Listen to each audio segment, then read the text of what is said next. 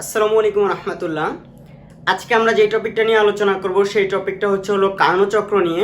আমরা প্রধানত ইঞ্জিন বা কার্নো ইঞ্জিন সম্পর্কে পড়েছিলাম, কার্নো ইঞ্জিনের কর্মদক্ষতা নির্ণয় শিখেছিলাম।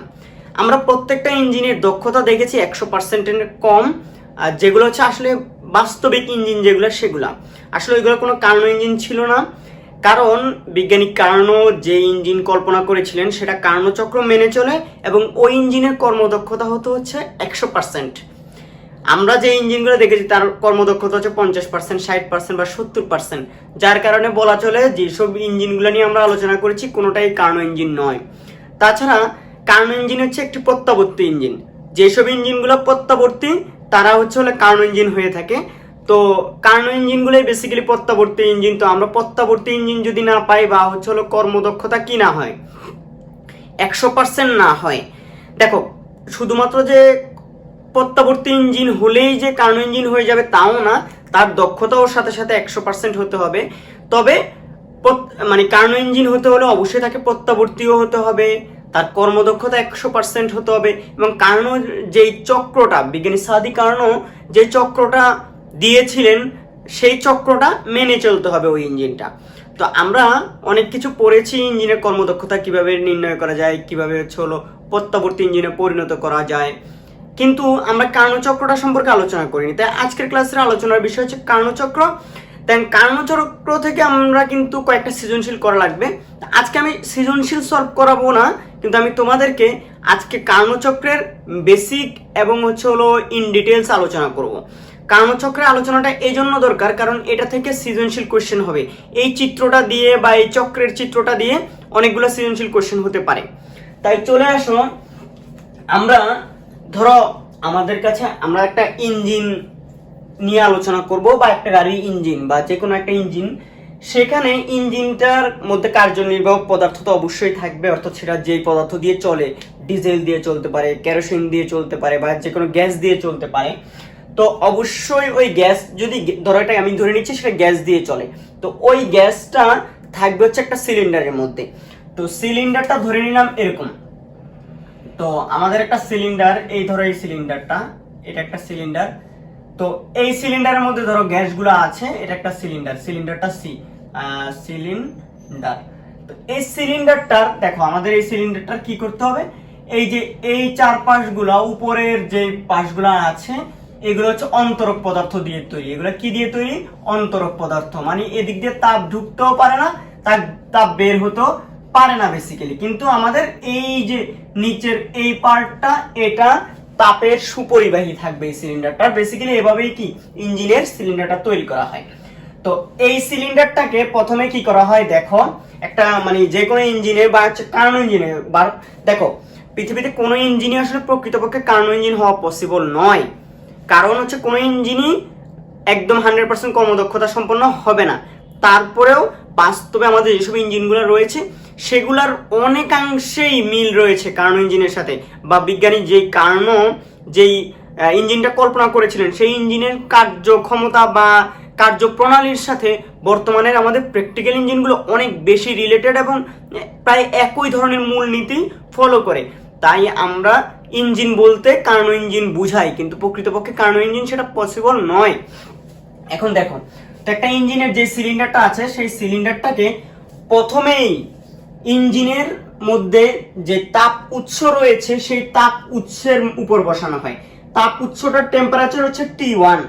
সেই তাপ উৎসের উপর ধরো এইভাবে আমার এই যে সিলিন্ডারটা রয়েছে সেই সিলিন্ডারটা আমি ধরো বসাই দিলাম। তো এইভাবে সিলিন্ডারটা যখন বসালাম, এই সিলিন্ডারের এই পাশগুলো কিন্তু হচ্ছে কি আমার অন্তরক পদার্থ দ্বারা তৈরি। তো এটা এভাবে আছে ধরো এই সিলিন্ডারটা, হ্যাঁ, এই যে এটা একটা সিস্টেমটার মধ্যেই কিন্তু এই যে একটা সিলিন্ডার আমার এখানে আছে আর কি। সিলিন্ডার বলছি, এই সিলিন্ডারটার মধ্যে এটা একটা পিস্টন, ঠিক আছে। এই যে একটা পিস্টন দিয়ে গ্যাসটার সংকোচন প্রসারণ হতে পারে। তো এই সিলিন্ডারটা আমি এখানে বসালাম। তো এই পিস্টনটা ওঠানামা করে গ্যাসের সংকোচন প্রসারণ করানো যায়। তো ধর এই যে চারপাশ অন্তরক পদার্থ দ্বারা তৈরি, এই পাশটা হচ্ছে তাপের সুপরিবাহী, ঠিক আছে। তাইলে এখানে যখন তাপ উৎসের মধ্যে তাপ আছে এবং তার টেম্পারেচার হচ্ছে T1, এটার টেম্পারেচার স্বাভাবিকভাবে কম সিলিন্ডারটার, আর এটার টেম্পারেচার স্বাভাবিকভাবে বেশি।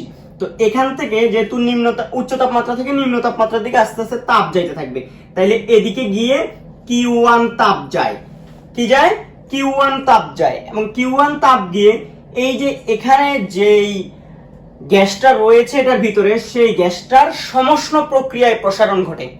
বিজ্ঞানী কার্নো বলেছেন কি প্রক্রিয়া এটা, সমষ্ণ প্রক্রিয়ায়। এখানে দেখো সমষ্ণ মানে উষ্ণতা সেম, অর্থাৎ এখানে কোনো প্রকার তাপ ভেতর থেকে বাহিরে আসতে পারবে না।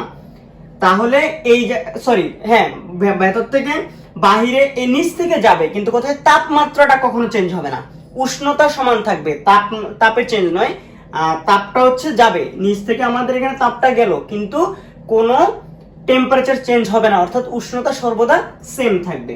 সেম থাকার পরে আস্তে করে দেখো যখন এখানে হিট বেড়ে যাবে তখন গ্যাসের অণুগুলো ছোটাছুটি বেড়ে যাবে, অটোমেটিক আমার যে পিস্টনটা রয়েছে মানে সিলিন্ডারের মধ্যে, সেই পিস্টনটা আস্তে করে উপরে উঠে যাবে, গ্যাস প্রসারিত হবে। আর বাইরে থেকে যেহেতু কোনো, দেখো এদিক থেকে কোনো কিন্তু তাপ ভিতরে ঢুকবে না, যা আসার এখান থেকেই আসবে। যতক্ষণ পর্যন্ত এই তাপ উৎস এবং সিস্টেমটার সিলিন্ডারটার তাপ সমান হবে না, ততক্ষণ পর্যন্ত সে তাপ গ্রহণ করতে থাকবে। তো এক্ষেত্রে আমাদের ভিতরে অভ্যন্তরীণ গ্যাসটা প্রসারিত হয়েছে। তো এটা কি প্রক্রিয়ায় প্রসারিত হয়েছে? অবশ্যই সেটা কোন প্রক্রিয়ায়, সমষ্ণ প্রক্রিয়ায় প্রসারিত হয়েছে। তো আমি এক্ষেত্রে দেখো এর আয়তন বেড়েছে, এখান থেকে আয়তন কিন্তু বেড়ে গিয়েছে, আয়তন বেড়েছে, প্রসারিত হয়েছে, প্রসারণের ফলে আয়তন বেড়েছে, ফলে এখানে চাপ কিন্তু কমে গেছে, কারণ প্রসারণ ঘটলে গ্যাসটার চাপ কমবে এবং টেম্পারেচার কিন্তু কখনো চেঞ্জ হবে না। তো আমি যদি তাপ উৎসের এই মেকানিজমটাকে বা এই প্রসারণটাকে পিভি লেখচিত্রের মাধ্যমে দেখাতে চাই, তাহলে জিনিসটা কিরকম হবে। ধরে নিলাম আদি অবস্থায় একদম শুরুতে যখন আমি এই সিলিন্ডারটা এখানে ছিল, ধরো আমি এই তাপ উৎসের উপর দেই নাই, তখন তার এই অবস্থায় ছিল, এই এ বিন্দুতে ছিল, মানে গ্রাফটা এ বিন্দুতে। তো এখানে P1 ছিল, V1 ছিল এবং T1 ছিল, এই অবস্থান মানে তার এই সিলিন্ডারটার অবস্থা প্রকাশ করতেছে। তার একটা চাপ ছিল, তার একটা আয়তন ছিল, তার একটা টেম্পারেচার ছিল। যখন আমি সমষ্ণ প্রক্রিয়ায় কি করলাম, এটাকে প্রসারিত করলাম, সমষ্ণ প্রক্রিয়ার গ্রাফটা হবে একটু ঢালু এভাবে। প্রসারিত করলাম মানে হচ্ছে আয়তন বাড়লো, এই জন্য এদিকে ঢালু হয়ে এদিকে গেল, মানে আয়তন বাড়াতে হলে অবশ্যই সামনে যেতে হবে। আর সাথে সাথে দেখো এটা গ্রাফটা একটু নিচের দিকে নেমে এসছে, এর কারণ হলো যেহেতু এখানে আয়তন বাড়ছে, তাই চাপটা আমাদের নিচের দিকে কি কমে আসলো, এই গ্রাফটা নিচের দিকে আসলো এই কারণে। দেন আমাদের এই যে এই জায়গায় যেটা আসলো, এটা হচ্ছে বলা হয় বি বিন্দু, এটাকে ধরলাম আমি বি বিন্দু। তো এই যে বি বিন্দুর একটা স্থানাঙ্ক আছে না, এখানে একটা প্রেসার আছে, কি মানে হচ্ছে এখান থেকে যখন সে কি হলো, তাপ গ্রহণ করে প্রসারিত হলো, চাপ কমে গেল, তখন একটা নতুন অবস্থা ক্রিয়েট হয়েছে, সেটা হবে ধরো P2, যেহেতু চাপ চেঞ্জ, আয়তনও চেঞ্জ, কিন্তু T1, কারণ আমার এটা সমষ্ণ প্রক্রিয়ায় কি হয়েছে, পরিবর্তনটা সম্পন্ন হয়েছে, এখানে কোনো প্রকার তাপের পরিবর্তন ঘটে নাই। আশা করছি প্রথম ধাপটা বুঝে গেছে এবং গ্রাফটা হয়েছে এরকম। এক্ষেত্রে কিন্তু একটা কৃত কাজ হয়েছে, যেহেতু সমষ্ণ প্রক্রিয়া, আমরা জানি সমষ্ণ প্রক্রিয়া একটা কৃত কাজ হয়, এবং সেই কৃত কাজটা হচ্ছে ধরো এই যে দিক থেকে এই ক্ষেত্রফলের সমান। দেখো এখানে যে আমার ইয়াটা আছে, এটাকে আমি যদি দেখো ই বিন্দু দেই, এটাকে এফ বিন্দু দেই, তাহলে এ থেকে বিতে আসতে যে সমষ্ণ প্রক্রিয়া একটা কৃত কাজ হয়েছে, সেটা A B E F E, এই যে ক্ষেত্রটা আছে, এই ক্ষেত্রটার ক্ষেত্রফলের সমান পরিমাণ কৃত কাজ হয়েছে। কিন্তু আমি সেটা এখানে লিখতেছি না, কারণ তোমাদেরকে বোঝানোর জন্য। আমি আগে গ্রাফ চিত্রটা আঁকবো, তারপর তোমার প্রথম ধাপ মানে এই যে এ থেকে বি তে আসতে, অর্থাৎ মানে তাপ উৎসে তাপ গ্রহণের ফলে যে পরিবর্তনটা বা সমষ্ণ প্রসারণটা ঘটেছে, আবারও বলছি এক্ষেত্রে সমষ্ণ প্রসারণ ঘটবে, সমষ্ণ প্রসারণের ক্ষেত্রে এটা। তো কার্নো ইঞ্জিনের এটা হচ্ছে কার্নো চক্রের এটা হচ্ছে প্রথম ধাপ। প্রথম ধাপে সিলিন্ডারটিকে বা হচ্ছে দেখো যে তুমি কার্যনির্বাহক বস্তু যেটার মধ্যে আছে, যে সিস্টেমটার মধ্যে আছে, সেই সিস্টেমটাকে তাপ উৎসের মধ্যে রাখা হয়, সেখানে সমষ্ণ প্রসারণ ঘটে, এ হতে ধরো জিনিসটা বিতে আসলো। আর এক্ষেত্রে এ থেকে বিতে আসার ফলে চাপের পরিবর্তন P1 P2 হয়ে গেছে, চাপ আগে ছিল যা ছিল এখন তা কমে P2 হয়ে গেছে, কমে গেছে, আয়তন আগে যা ছিল তার চেয়ে বেড়ে V2 হয়ে গেছে। দেখো T1 আগে যা ছিল এখনো তাই, কারণ সমষ্ণ পরিবর্তন ঘটেছে। এবার এরপর করা হয় কি, সিলিন্ডারটাকে এখান থেকে সরিয়ে এই অন্তরক আসনের উপর বসানো হয়। এবার তো এই অন্তরক আসনের উপর যখন বসানো হবে, খেয়াল করো সিলিন্ডারটা খুব ভালো করে খেয়াল করতে হবে তোমাদেরকে, যে এটা একটা, দেখো এই যে চারপাশগুলো কিন্তু আমাদের কি দিয়ে বলতো, অন্তরক পদার্থ দিয়ে আমরা এটা কি করে রাখছি।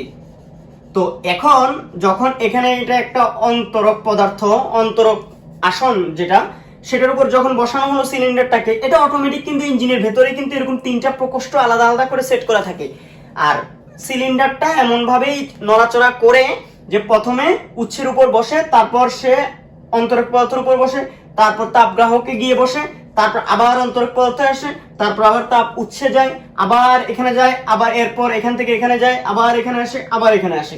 এভাবেই কিন্তু সে চক্রটা চলাইতে থাকে, মানে একটা সিলিন্ডার এভাবে মুভ করতে থাকে, বারবার এভাবে মুভ করে, প্রথমে এখানে থেকে তারপর এখানে যায়, মানে এভাবে থেকে এভাবে গিয়ে এখানে যায়, এখান থেকে আবার এদিকে আসে, এদিকে এসে আবার এদিকে আসে। এভাবেই হলো একটা ইঞ্জিনে বা কার্নো ইঞ্জিনে সিলিন্ডারটা যে কার্যনির্বাহক বস্তুটার যেই মানে সিলিন্ডারটা রয়েছে, সেটা এই তিনটা তাপ উৎস, অন্তরক এবং তাপ গ্রাহক, এই তিনটা আসনের উপর এভাবে চলতে থাকে। তো এখন আমি যে সিলিন্ডারটা রয়েছে সেটা এখান থেকে ধরে এবার এখানে এই অবস্থানে আসলো, এসে অন্তরক পদার্থের উপর যখন বসলো, এখানেও কিন্তু জিনিসটা খেয়াল করো, এটা নিজেই অন্তরক, ঠিক আছে। এটা যেহেতু অন্তরক, তাহলে স্বাভাবিকভাবে এখানে বাইরে থেকে তো এদিক দিয়ে এগুলো তো অন্তরক, এই পাশের পদার্থগুলো অন্তরক, তাহলে এদিক দিয়ে কোনো কিছু আসতে পারবে না, এই তিন সাইড দিয়ে, এদিক দিয়েও আসতে পারবে না, এদিক দিয়েও আসতে পারবে না, এদিক দিয়েও আসতে পারবে না। কিন্তু এখান থেকে যাওয়ার স্কোপ আছে, এটাও তো অন্তরক, এখানে কোনো তাপ নাই কিন্তু। তাই যেহেতু এখানে অন্তরক পদার্থ, স্বাভাবিকভাবেই এখান থেকে কি হবে বলতো, এখান থেকে স্বাভাবিকভাবে কোনো প্রকার তাপ এখানে যাবে না। তার মানে বুঝাই যাচ্ছে এটার ভিতরে কোনো তাপ প্রবেশ করবেই না টোটালি। আর এখানে যে পরিবর্তন ঘটবে, যেহেতু এখানে কোনো তাপের কি পরিবর্তন ঘটছে না, তাহলে এখানে একটা রুদ্ধতাপীয় পরিবর্তন ঘটবে। কি ঘটবে? রুদ্ধতাপীয় পরিবর্তন ঘটবে। যেহেতু এখানে বাইরে থেকে কোথাও থেকে কিছু ঢুকছে না, কিন্তু ভিতরে তো গ্যাস রয়েছে, এই গ্যাসগুলা নিজেদের ছোটাছুটির কারণে একটা অভ্যন্তরীণ পরিবর্তন ঘটাবে। অর্থাৎ এই যে পিস্টনটা রয়েছে, সিলিন্ডারের যে পিস্টন, এই পিস্টনটাকে আস্তে করে ঠেলে দিবে, ফলে সে সামান্য পরিমাণ প্রসারিত হবে। ফলে এখানে আয়তনটা, গ্যাসের আয়তনটা বেড়ে যাবে, অর্থাৎ এক্ষেত্রে একটা প্রসারণ ঘটবে। তবে যেহেতু বাইরে থেকে কোনো দিক থেকে কোনো তাপ ভিতরে ঢুকছে না, আবার অন্তরক পদার্থের উপর বসে আছে, তাহলে নিচের দিয়ে এই নিচের এই জায়গাটা ছিল হলো তাপের সুপরিবাহী। কিন্তু তাপের সুপরিবাহী হওয়া সত্ত্বেও এখানে কিন্তু আসলে এদিক দিয়ে অন্তরক পদার্থ থাকায় কোনো তাপ এখানে ঢুকতে পারছে না। তাই কোনো দিক থেকে যেহেতু তাপ ঢুকছে না, নিজেই এখানে গ্যাসের অণুগুলো ছোটাছুটির কারণে পিস্টনটাকে সরাই দিয়ে সে প্রসারিত হচ্ছে। তাইলে এখানে এটা একটা রুদ্ধতাপীয়, আবারও বলছি, যেহেতু তাপ ঢুকছেও না, বেরো হচ্ছে না, তাই এখানে একটা রুদ্ধতাপীয় পরিবর্তন ঘটবে। আর সেই পরিবর্তনটা কি? প্রসারণ। তাহলে এখানে একটা রুদ্ধতাপীয় প্রসারণ ঘটবে। তো অর্থাৎ বি থেকে রুদ্ধতাপীয় প্রসারণের মাধ্যমে, প্রসারণ মানে হচ্ছে আয়তনটা আরেকটু বেড়ে যাবে, তাহলে এই রেখাটা আরেকটু সামনের দিকে যাবে। যেহেতু এটা রুদ্ধতাপীয় পরিবর্তন, তা আমরা জানি রুদ্ধতাপীয় পরিবর্তনের লেখচিত্রটা সমষ্ণ লেখার চেয়ে কিছুটা খাড়া হয়, তাই এইবারে লেখচিত্র হবে এরকম। খেয়াল করো, চলে আসলো সি বিন্দুতে, এটা একটা সি বিন্দু। দেখো এখান থেকে যেহেতু সমষ্ণ প্রসারণের কারণে একটু সামনে গেছে রেখাটা, কারণ বি এদিকে বাড়তেছে। প্রসারণ মানিয়ে তো আয়তন বেড়ে যাওয়া, তাহলে এদিকে বাড়ছে। আর দেখো আয়তন বাড়লে চাপটা কমে যায়, এই জন্য রেখাটা নিচের দিকে আসছে, চাপ উপরের দিকে বেশি, কারণ লেখচিত্র ওয়াই অক্ষ বরাবর আমি পি দেখাইছি প্রেসার, তাহলে এটা নিচের দিকে নেমে আসলো এই জন্য। আর সাথে সাথে অবশ্যই এটা এই লেখাটা এটার চেয়ে খারাপ হলো, কারণ এটা একটা রুদ্ধতাপীয় পরিবর্তন। আমাদের প্রথম দুইটা ধাপ চলে গেল, তার মানে কার্নো চক্রের দুইটা ধাপ হয়ে গেছে।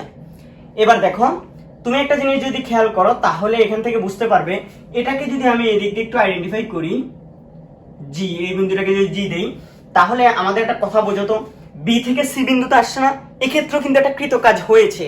সেই কৃতকাজটা কি বলতো?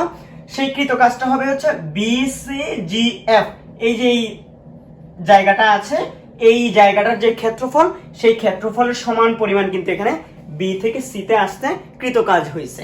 এই ক্ষেত্রফলটা যদি আমি জানতে পারি, তাহলেই কিন্তু আমি সহজেই কি বলে ফেলতে পারবো বলতো, এখান থেকে আমি সহজে বলে ফেলতে পারবো হচ্ছিল যে বি থেকে সিতে আসতে কৃতকাজ কত। এছাড়া আমাদের রুদ্ধতাপীয় প্রক্রিয়ার যে সূত্রটা রয়েছে, আমরা একদম রুদ্ধতাপীয় প্রক্রিয়া এবং সমষ্ণ প্রক্রিয়া কৃতকাজ নির্ণয়ের দুইটা কিন্তু সূত্র পড়েছিলাম। সেই সূত্রগুলা দিয়েও তুমি এখান থেকে কি করতে পারো, কৃতকাজ যদি আমাদের এনাফ ডাটা দেওয়া থাকে তাহলে বি থেকে সিতে আসতে কৃতকাজটা কত সেটা রুদ্ধতাপীয় প্রক্রিয়া দিয়েও করতে পারো। আবার সমষ্ণ প্রক্রিয়া কৃতকাজের যে সূত্র এনআরটি ln v2/v1 যে সূত্রটা ছিল সেটা এ থেকে বিতে আসতে তুমি সেটা অ্যাপ্লাই করতে পারো। তো এই ক্ষেত্রে আমরা সূত্রগুলো অ্যাপ্লাই করতে পারবো। তারপর আমাদের এই যে ক্ষেত্রফলগুলো, যদি এই ক্ষেত্রফলটা জানা থাকে তাহলে হচ্ছে এ থেকে বিতে আসতে জানতে পারবো। আর যদি কি এই ক্ষেত্রফলটা আমি কোনোভাবে জানতে পারি তাহলে বি থেকে সিতে যাওয়াটাও নির্ণয় করে ফেলতে পারবো। তবে সেগুলা কিভাবে একটু আসতেছি, আমি এই কাজগুলা বের করার জিনিসটা একটু পরে আসবো। আমি আগে গ্রাফটাকে এঁকে শেষ করি। দেন আমার এই সিলিন্ডারটা অন্তরক আসন থেকে আস্তে করে সরে কোথায় নিয়ে আসবো, এখানে নিয়ে আসবো। মানে অটোমেটিক যেহেতু এটা সিলিন্ডারটা এভাবে মুভ করতেছে তাহলে এখান থেকে অন্তরক থেকে এখানে যাবে। তো ধরো এখানে গেল, এবার এখানে যখন গেল সিলিন্ডারটা খেয়াল করো, তো এটা হচ্ছে পিস্টন, এই পিস্টনটা এখানে আছে, দেখো একটু এখানে গ্যাস তো অবশ্যই আছে। এখন এখানে যে জিনিসটা ঘটবে খেয়াল করো, এখানে অন্তরপথে যখন তাপ গ্রাহকে আসছে সে করে কি, এখান থেকে দেখো ওর যেই পরিমাণ কি আছে, ওর ভিতরে যেই তাপ আছে সেখান থেকে কিছু পরিমাণ তাপ সে ছেড়ে দিবে। সে কি করে দিবে বলতো, ছেড়ে দিবে। সেই তাপটা হচ্ছে Q2, অর্থাৎ ও Q2 পরিমাণ তাপ ছেড়ে দিবে। কেন বলতো ছেড়ে দিবে, কারণ এখান থেকে তাপ উৎস থেকে যখন সে তাপ গ্রাহকে আসে তখন তার তাপমাত্রা অনেক বেশি থাকে, কারণ T1 বেশি। তাই T1 থেকে এখানে কিছু পরিমাণ যদিও লস হয়, সেক্ষেত্রে আচ্ছা আমি তোমাদেরকে এখানে একটু বলিনি, এখানে এটা আমি বলিনি। তাহলে এখান থেকে আয়তনটা, চাপটা হয়ে যাবে P3, এটা আয়তন হয়ে যাবে V3। যেহেতু এটা একটা রুদ্ধতাপীয় প্রক্রিয়ায় আমাদের ব্যাপারটা কিরকম হবে বলতো, রুদ্ধতাপীয় প্রক্রিয়ায় যখন আয়তন বেড়ে যায়, প্রসারণ ঘটে, তখন তার অভ্যন্তরীণ শক্তি কিন্তু হ্রাস পায়। আর অভ্যন্তরীণ শক্তি যখন হ্রাস পায় তখন কিন্তু দেখো এটা প্রসারণ ঘটছে, রুদ্ধতাপীয় একটা প্রসারণ না, রুদ্ধতাপীয় প্রসারণের কারণে এখানে অভ্যন্তরীণ শক্তি কিন্তু হ্রাস পাবে। আর অভ্যন্তরীণ শক্তিটা হ্রাস পেলে এখানে আমার টেম্পারেচারটা কিন্তু কমে যাবে, অর্থাৎ T1 থেকে নতুন একটা টেম্পারেচার হয়ে গেল T2, এবং সেটা অবশ্যই T1 চেয়ে কম T2। কারণ T2 কেন, কারণ এটা প্রসারণ ঘটেছে। আর রুদ্ধতাপীয় প্রক্রিয়ায় প্রসারণ ঘটলে খেয়াল করো তাপের আদান প্রদান হয় না, কিন্তু তাপমাত্রা পরিবর্তন হয়, এবং সেটা যদি প্রসারণ ঘটে তাহলে তাপমাত্রাটা কমে যায়, আর যদি কি সংকোচন ঘটে তাহলে তাপমাত্রাটা বেড়ে যেতে পারে।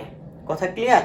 তো এবার আসো, এটার উপর যখন দিলাম আমরা এই Q2 পরিমাণ তাপ ছেড়ে দিব, কতক্ষণ পর্যন্ত তাপ ছাড়বে, যতক্ষণ পর্যন্ত এই যে আমার যেই পিস্টনটা বা সিস্টেমটা রয়েছে সেটার তাপমাত্রা T2 এর সমান হবে না ততক্ষণ পর্যন্ত।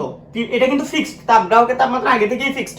তাহলে এটা যতক্ষণ পর্যন্ত কি হবে না, এই T2 এর সমান তাপমাত্রায় পরিণত হবে না ততক্ষণ পর্যন্ত সে Q2 পরিমাণ তাপ ছেড়ে দিবে। Q2 পরিমাণ তাপ ছেড়ে দিয়ে যখন এটা টেম্পারেচার T2 হয়ে যাবে, এটাও T2, তখন এরা সহ অবস্থান করবে।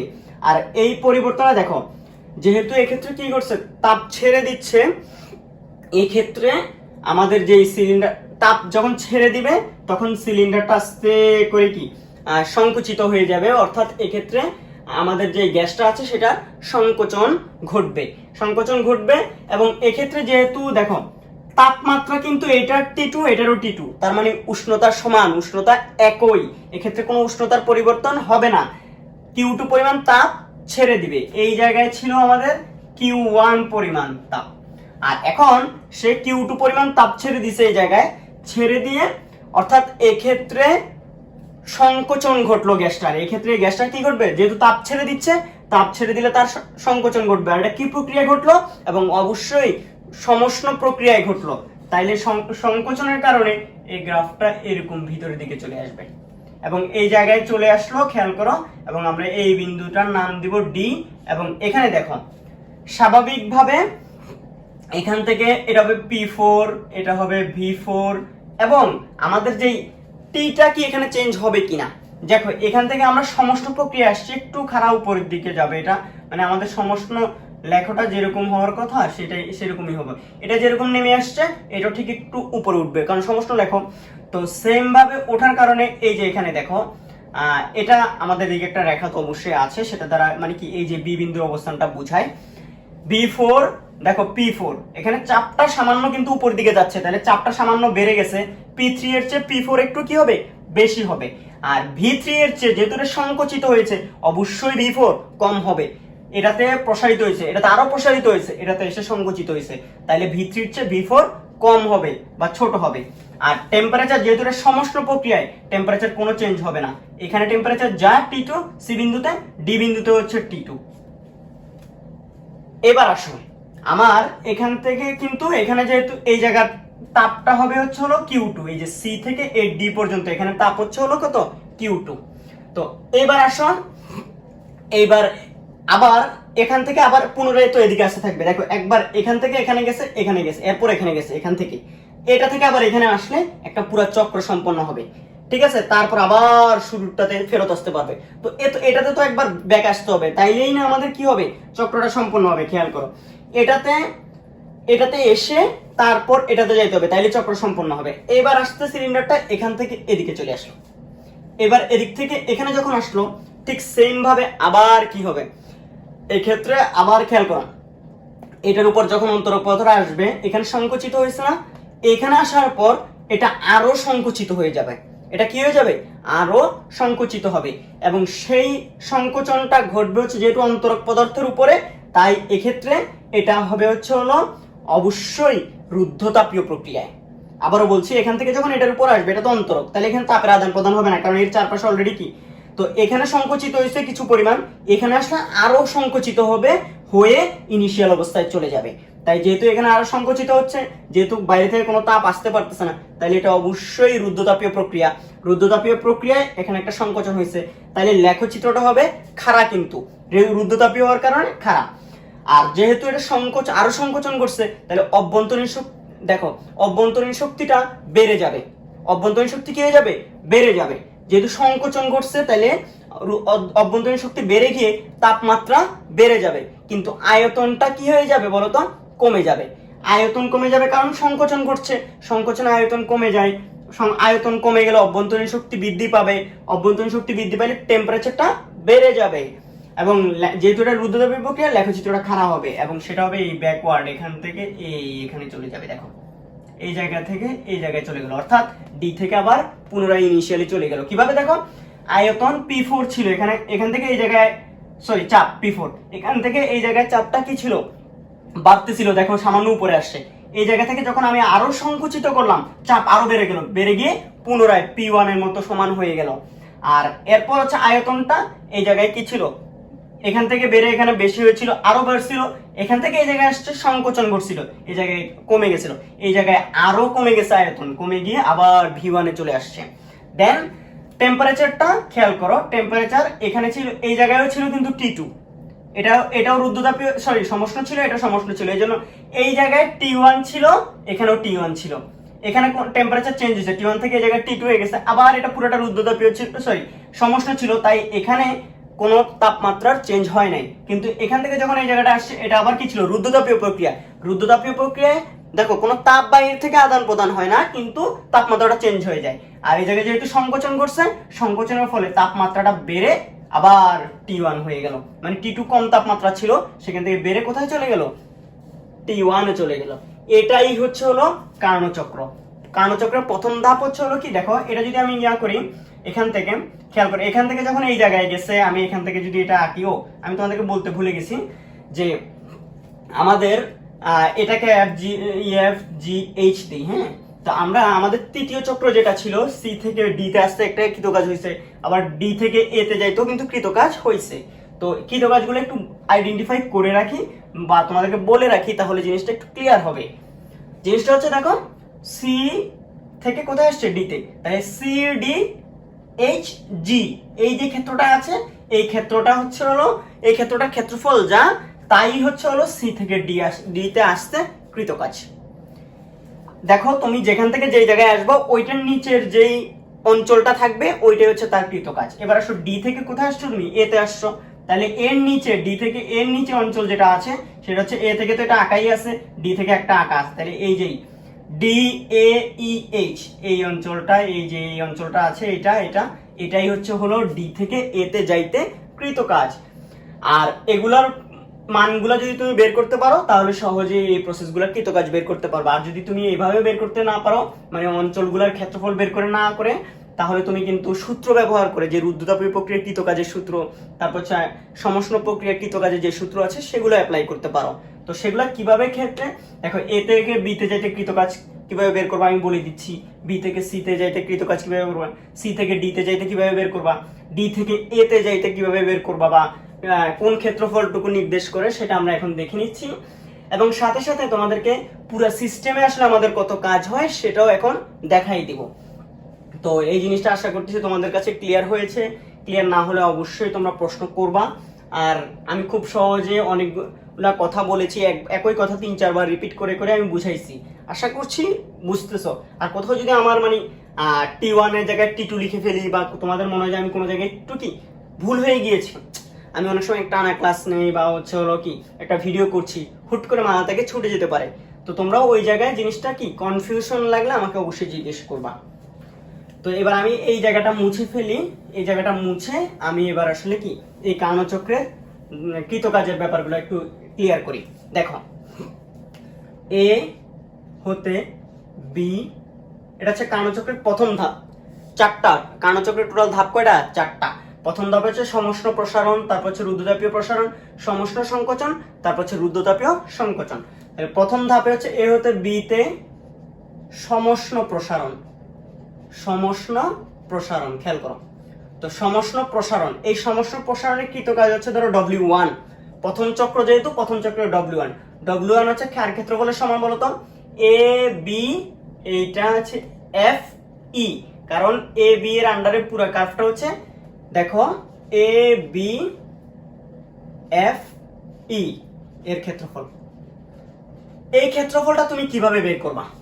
ঠিক আছে, তোমাদের একটা জিনিস মাথায় আসতে পারে যে এ বি এফ ই, দেখো এখানে যদি কি এটা এই দেখো এখান থেকে যদি আমি এখানে টানি, এটা একটা যদি ত্রিভুজ হইতো, নিচে একটা আয়তক্ষেত্র হইতো, ত্রিভুজ আয়তক্ষেত্র এরকম নর্মাল যদি একটা জিনিসকে পুরো কার্ভটাকে যদি কি আমি বিভিন্ন ত্রিভুজ আয়তক্ষেত্র চতুর্ভুজ ইত্যাদি মানে জায়গায় বা বিভিন্ন অংশ অংশ ভাগ করে নিতে পারতাম, তাহলে ত্রিভুজটার ক্ষেত্রফল বের করে, তারপর হচ্ছে আয়তক্ষেত্রটার ক্ষেত্রফল বের করে, তারপর হচ্ছে বর্গক্ষেত্রটার ক্ষেত্রফল বের করে, এগুলো বের করে আমি যোগ করে দিলে কি আমি পুরো ভিতরের অঞ্চলটা কি পেয়ে যেতাম, এই ক্ষেত্রফলটা পেয়ে যেতাম। সাথে সাথে আমাদের কি এ থেকে বি তে যেতে কৃতকাজটাও পেয়ে যেতাম। কিন্তু এখন এই রেখাটা হচ্ছে হলো কি বাঁকানো, ঠিক আছে, যেহেতু আমাদের এটা কি আয়তকার অধিবৃত্ত, তো এই আয়তকার অধিবৃত্তের এই রেখাটা যেহেতু বাঁকানো, তাহলে এর নিচের এই ছোট ছোট অঞ্চলগুলোর এই জিনিসটা যেহেতু বাঁকানো, তাহলে এটা এদিক থেকে দেখো, এদিকে যদি আমি একটা ত্রিভুজ মতো কল্পনা করি, এটা কিন্তু প্রকৃতপক্ষে ত্রিভুজ হবে না। তাহলে এটা একটা ত্রিভুজের ক্ষেত্রফল, আর নিচে এটা একটা বাকি এই অঞ্চলটুকু এটা একটা আয়তক্ষেত্র, এভাবে নিয়ে আমি যোগ করে দিতে পারছি না, এবং আসলে যে এ থেকে বি তে যে এরিয়াটা আছে সেটা কি নির্ণয় করতে পারছি না সরাসরি। মানে আমি এই ক্ষেত্রে যেহেতু স্ট্রেট লাইন নাই, মানে সরল রেখা নাই, এটা একটা সরল রেখা নয়, এটা একটা বক্ররেখা, এবং বক্ররেখাটা হচ্ছে আয়তাকার অধিবৃত্তাকার লেখচিত্র। তাই আমাদের এই নিচের এরিয়াটা পুরা দেখো, এই যে এভাবে এই যে এই এরিয়াটা বের করার জন্য আমাকে কি করতে হবে? ইন্টিগ্রেশন করতে হবে। আয়তন V1 থেকে কোথায় গেছে? V2 তে গেছে। তাই এই জায়গায় যদি আমি ইন্টিগ্রেশন করি, দেখো আমি যদি V1 থেকে V2 তে ইন্টিগ্রেশন করি PdV, তাইলেই কিন্তু আমি এখান থেকে কি পেয়ে যাব বলো তো? এটার ক্ষেত্রফলটা পেয়ে যাব। এগুলো দিয়ে কিভাবে অঙ্ক করতে হবে আমি সামনের দিকে আসবো প্রয়োজন হলে। আর আপাতত তুমি এই জিনিসটা বুঝে রাখো, এটা হচ্ছে প্রথম চক্র। তাহলে প্রথম এ থেকে বি তে যেতে এটা, আর যদি তুমি চাও তাহলে কি আর কি সূত্র দিয়ে করতে পারবা বলো তো?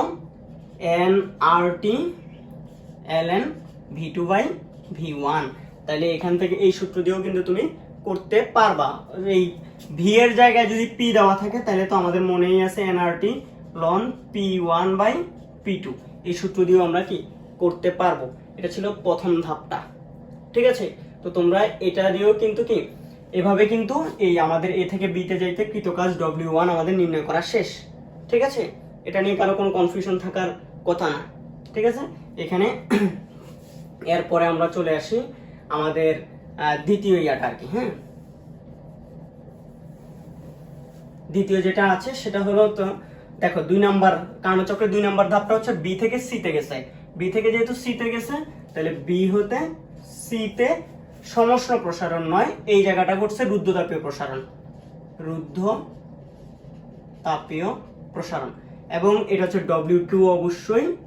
যখন W2 এটা, তাহলে এই জায়গা থেকে দেখো বি সি জি এফ, এই যেটা দেখো বি সি জি এফ, এই যে ক্ষেত্রটা রয়েছে এই ক্ষেত্রটার ক্ষেত্রফল, তাহলে B C G F, actually আবার বি, ও আমি এটা তোমাদেরকে বলতে ভুলে গেছি, হচ্ছে এভাবেও বলা যেতে পারে। এটা কিন্তু আমরা এটা এই জিনিসটা কাউন্ট করি নাই, তখনটার মধ্যে মনে হয় যে এ বি এফ ই, আচ্ছা আবার এ পর্যন্ত, মানে পুরো যে ক্ষেত্রটা আছে তোমরা আগেরটার মধ্যে এ থেকে আবার ঘুরে আবার এ পর্যন্ত দিয়ে দিবা। আমি তোমাদের লাস্টে এরকম এটা দিই না, আমি দিছিলাম মনে হচ্ছে এ বি এফ ই দিছিলাম, আবার তোমরা লাস্টে এটা দিয়ে নিও, এটা দিয়ে নিলে মানে ওভারঅল একটা ক্ষেত্র পুরো আবদ্ধ ক্ষেত্রটা বোঝাচ্ছে। তো এই ক্ষেত্র জিনিসটা হচ্ছে বি সি জি এফ আবার কি বি, এটা দিলাম, তাহলে এটার ক্ষেত্রফল যা বি থেকে সি তে আসতে ক্ষেত্রফল ঠিক তা, এবং ওই ক্ষেত্র মানে ওইটার আন্ডারের ক্ষেত্রফলটা, তার মানে বি থেকে সি তে আসতে কৃত কাজটাও হবে কি এই ক্ষেত্রফলের সমান।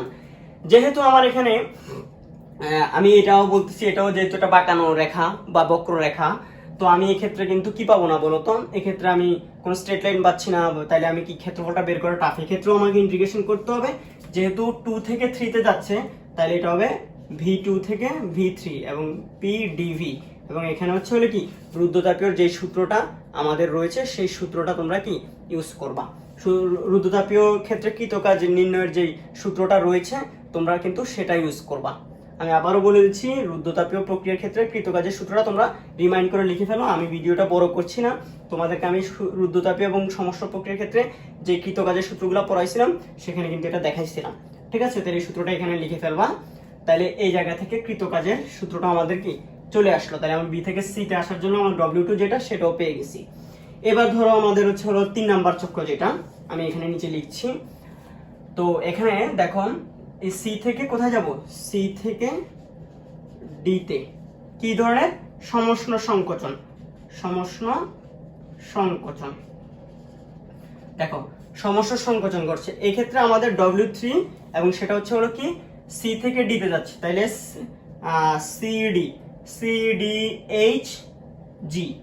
CDHG আবার কোথায় সি তে, এর ক্ষেত্রফল, এটার ক্ষেত্রফলটাই হচ্ছে হলো কি টোটাল আমাদের এখানে হচ্ছে হলো এই সি থেকে ডি তে আসছে কৃতকাজ, এবং সেটাকে আমরা অন্যভাবে বলতে পারি ইন্টিগ্রেশন দিয়ে, সেটা যেহেতু কি V3 থেকে কোথায় আসছে V4 এ আসছে, তাহলে V3 থেকে V4 এ আসছে এবং PdV, এবং সেটাও ওই ঠিক সেম, এটা যেহেতু একটা সমষ্ণ প্রক্রিয়া সমষ্ণ সংকোচন, এবং এক্ষেত্রে সূত্রটা তোমরা কোনটা ইউজ করতে পারবা, nRT ln V2/V1 এর যে সূত্র আছে সেটা দিয়েও কিন্তু এখানের এই কৃত কাজটা বের করা পসিবল, যদি আমার nRT এগুলো জানা থাকে, তারপর V2 আর V1 যেগুলো আছে। তো এই ক্ষেত্রে এটা হচ্ছে হলো V1 যেটা থেকে আসে, যেটা থেকে পরিবর্তন হয় সেটা হচ্ছে V1, যেটাতে পরিবর্তিত হয় সেটা V2 সূত্রের ক্ষেত্রে। তো তোমরা এগুলো নিয়ে কনফিউজড হয়ো না, এই প্রথমটার ক্ষেত্রেও এটা তো V1 দেওয়া আছে, V2 তে আসছে, যেখানে সমষ্ণ পরিবর্তন মানে লন V2/V1 যেখানে বসাতে হবে তোমাকে, সেই জায়গাগুলো একটু চিন্তা করবা। আর রুদ্ধতাপীয় ক্ষেত্রে হচ্ছে হলো যেখান থেকে আসবে সেটা হচ্ছে T1, যেখানে যাবে সেটা হচ্ছে T2, এবং এখানে একটাই পরিবর্তন, দেখো এই জায়গা থেকে এখানে আসতে T1 থেকে T2 তে যায়, এই জায়গা T2 থেকে এখানে T1 এ চলে যাচ্ছে, এই জিনিসগুলো মাথায় রাখতে হবে। মানে সূত্র, মেইন সূত্র, কৃতকাজের সূত্র যখন ব্যবহার করব তখন যে সূত্রগুলো আমি তোমাদেরকে সমষ্ণ প্রক্রিয়ার কৃতকাজ বা রুদ্ধতাপীয় প্রক্রিয়ার কৃতকাজের ওখানে পড়াইছিলাম।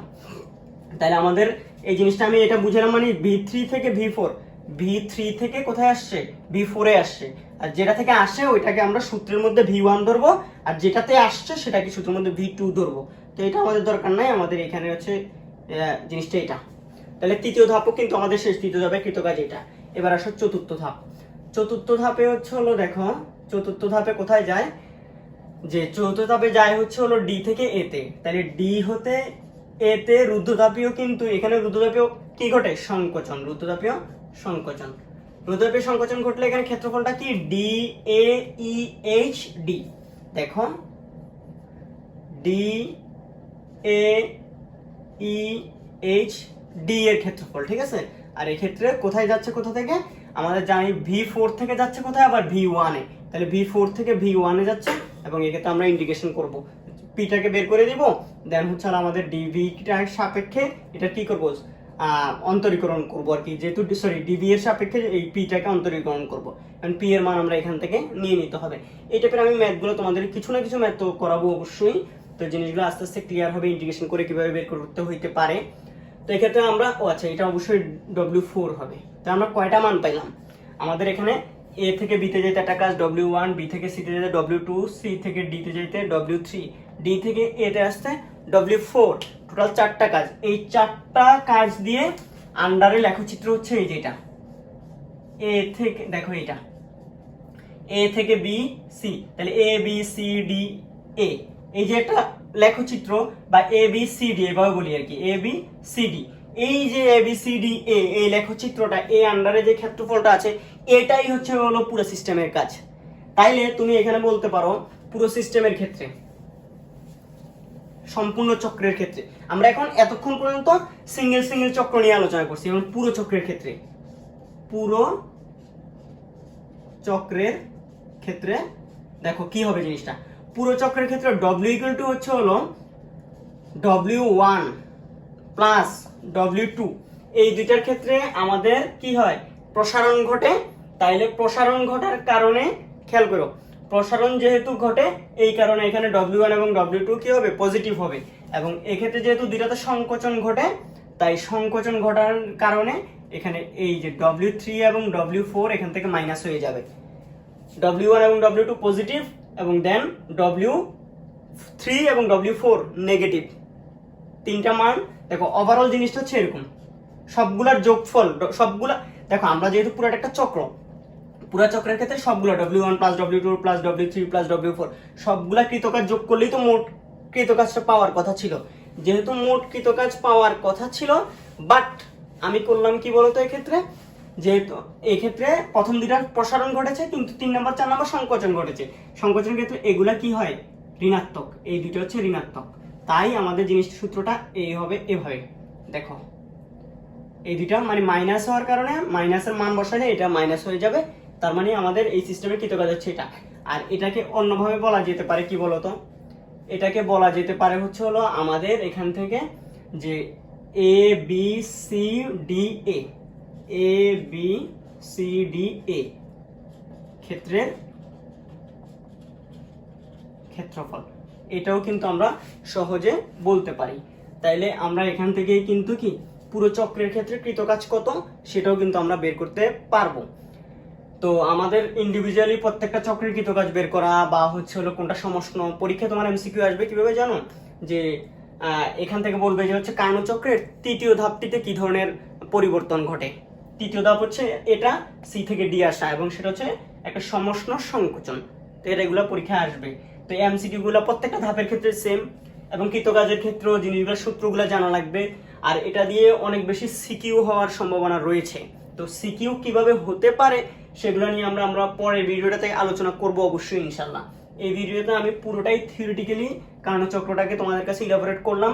তোমরা এটা সুন্দর করে নোট করে, এবং সেটা অবশ্যই কি করবা, রিভাইজ করবা, এবং প্রত্যেকটা জিনিস নিয়ে তোমরা আলোচনা করবা, নিজেরা চিন্তা করবা, ফ্রেন্ডদের সাথে শেয়ার করবা যে কোনটা কিভাবে হইলো, বা কোনটা সমষ্ণ, কোনটা রুদ্ধতাপীয়, কোনটা সংকোচন, কোনটা প্রসারণ, কোথায় তাপ গ্রহণ হয়েছে, কোথায় তাপ বর্জন হয়েছে, কোনটাতে তাপ ঢুকেই নাই মানে অন্তরিত ছিল, কোথার ক্ষেত্রে টেম্পারেচার চেঞ্জ হয়েছে, কোথায় টেম্পারেচার চেঞ্জ হয় নাই, কেন চেঞ্জ হয় নাই, কোন প্রক্রিয়ার কারণে, সেগুলো তোমাদের নিজেকে প্রশ্ন করতে হবে, এবং সেগুলো কি চিন্তা করতে হবে বারবার।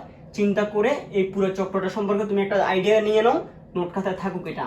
নোট খাতার পর তুমি যখন কি আমি পরবর্তী ক্লাসে তোমাদের এটার উপর মানে ম্যাথমেটিক্যাল টার্মগুলো সলভ করাবো, এইটার উপর সৃজনশীল 2-1টা সৃজনশীল আমি করাতে পারি। যখন সৃজনশীল সলভ করাবো তখন তোমাদের জিনিসগুলো আরো ক্লিয়ার হয়ে যাবে ইনশাল্লাহ। তো এটা একটু আলোচনার বিষয় ছিল, পুরোটাই থিওরিটিক্যাল, কিন্তু বোঝার ব্যাপার আছে। আর এই জিনিসগুলো না বুঝলে তুমি আসলে ম্যাথমেটিক্যাল টার্মগুলো সলভ করতে পারবা না। তাই তোমাদেরকে এটা সম্পর্কে একটা ভিডিও দিতে হলো। দেন এরপরে আরেকটা ভিডিও ক্লাস হবে হলো এটার ম্যাথমেটিক্যাল টার্মের উপর। দেন আমরা এন্ট্রপির দিকে যাব। এন্ট্রপিটা হচ্ছে এই চ্যাপ্টারের লাস্ট টপিক। তো সবাই ভালো থেকো, সাবধানে থেকো, আর পড়াগুলো কমপ্লিট করে ফেলো। আল্লাহ হাফেজ।